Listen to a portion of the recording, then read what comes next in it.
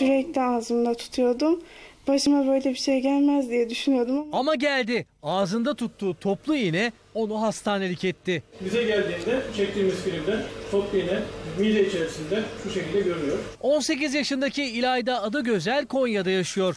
Kursa gitmek için hazırlanıyordu. Eşarbını bağlamak isterken olanlar oldu. İğneyi ağzımda tutuyordum eşarbımı yaparken. Öksürürken farkında olmadan iğneyi yuttum. 3 tane vardı. Teki yere düştü.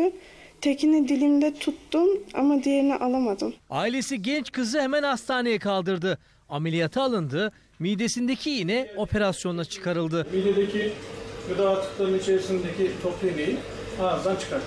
Ufak çapta kanamalara neden olmuş ama herhangi bir hayati damarı yaralamamış.